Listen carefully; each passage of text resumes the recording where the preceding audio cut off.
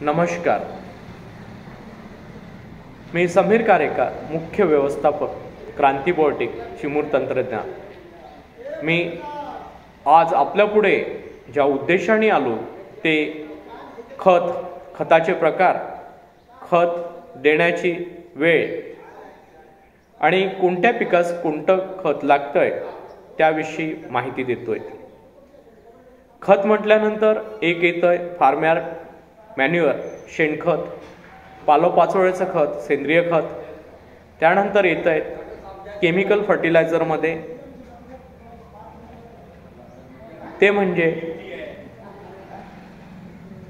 संयुक्तिक खतं, स्ट्रेट खत म्हटलं जातं. त्याच्यानंतर येतंय मिक्स फर्टिलायझर आणि कॉम्प्लेक्स खत. त्यानंतर येतंय बायो फर्टिलायझरमध्ये nitrogen fixing bacteria, azotobacter, azospirillum, azolla, blue green algae आणि रायझोबियम. त्याच्यानंतर येते फॉस्फेट विरघळणारे जीवाणू, potash mobilising bacteria, zinc mobilising bacteria. हे सगळे जैविक खते आहेत. मी आपणापुढे सांगू इच्छितो, आपल्या जमिनीची जर सुपीकता कायम ठेवायची असेल तर आपण बघतोय जेव्हा मातीचा नमुना आपण तपासणी करतोय त्यावेळेस त्याच्या जमिनीचा pH, सामू सोबतच प्रत्येक ऑर्गॅनिक कार्बन, प्रत्येक खताची डिफिशियन्सी किंवा मुबलकता त्यात दाखवली जाते. कोणतंही खत झाडाला मुळं असतात. आपण झाडाच्या मुळाशी किंवा अवतीभोवती त्याच्या खत टाकतोय. झाडाची कॅनोपी केवढी मोठी आहे डिपेंड अपॉन फर्स्ट पॉइंट, कोणत्या वेळेस टाकायला पाहिजेत, जमिनीत मॉइश्चर किती पाहिजेत, त्याच्या मुळाच्या अवतीभोवती 4 बोट सोडूनच आपण खत टाकायला हवं. त्यास खत देत असताना सगळ्यात महत्त्वाची बाब की आपल्या जमिनीमध्ये फॉस्फेटयुक्त खत केव्हा टाकावं. फॉस्फेटयुक्त खत जर जागा चोपण असेल तर त्यावेळेस स्वस्त्यामधलं खत म्हणजेच फॉस्फेट मोठ्या प्रमाणात टाकावं. आणि हे फॉस्फेट टाकल्यानंतर तुम्ही DAPच्या रूपाने घ्या, 20-20-0-13च्या रूपाने घ्या, 10-26-26 घ्या. याच्यामध्ये जे फॉस्फेट असतं ते भेटायला झाडाला 45 दिवस लागतात. सगळ्यात महत्त्वाची बाब, पोटॅश भेटायला 32 दिवस लागतात. मग आज जर मी खत टाकल्यानंतर त्या झाडाला कोणत्या अवस्थेत कोणत्या दिवशी टाकायला पाहिजे हे गरजेचं आहे. टाकलेले खत झाड संपूर्ण ॲब्सॉर्ब करायसाठी त्याच्या जमिनीची, त्याच्या मायक्रोबियल ॲक्टिव्हिटी असणं गरजेचं आहे, त्याच्या बुडाशी.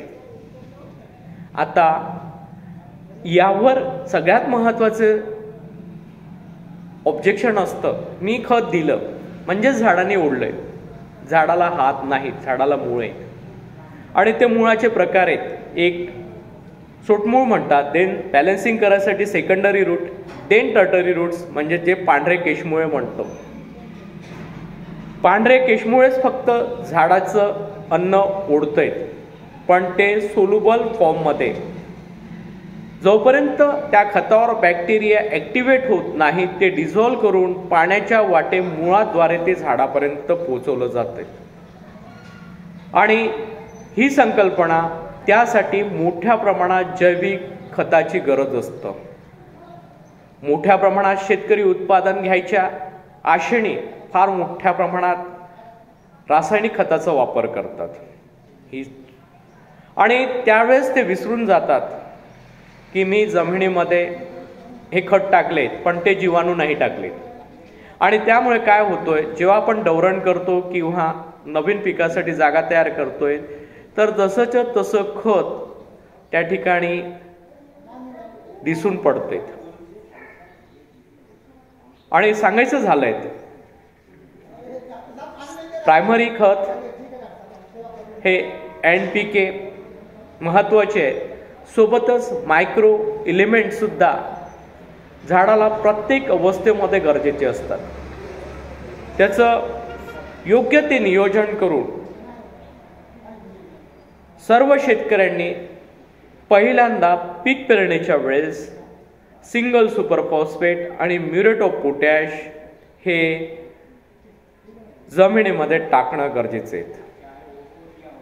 ते टाकल्यानंतर बियाण्याला जर आपण जैविक खते लावून पेरणी केली तर मी तुम्हाला सांगतो हे बीमधून जे मूळ बाहेर पडेल जर्मिनेट होताना ते त्या बॅक्टेरियाच्या सानिध्यात खताच्या सानिध्यात येईल आणि ती झपाट्याने मूळ वाढणं चालू होईल. फॉस्फेट हे मूळ वाढीसाठी गरजेचं आहे, पोटॅश हे फांद्या आणि खोड वाढीसाठी गरजेचं आहे आणि नत्र फक्त झाडाला हिरवे ठेवण्यासाठी आणि त्याची वाढ करण्यासाठी गरजेचं आहे. जेवढं झपाट्याने झाडाचा पायवा मजबूत राहील तेवढं खालचा जमिनीतला ओलावा मिळेल. सोबतच पिकाला खालचे दुय्यम अन्नद्रव्य सुद्धा मोठ्या प्रमाणात उपलब्ध होईल. त्यामुळे शेतकऱ्यांनी लक्ष द्यावं की खत व्यवस्थापन करणं गरजेचं आहे. क्रांती बायोटेकशी अधिक माहिती पाहिजे असेल खत व्यवस्थापनाविषयी तर क्रांती बायोटेकचा मोबाईल क्रमांक आहे 73 50 28 71 11. आपण फोन करा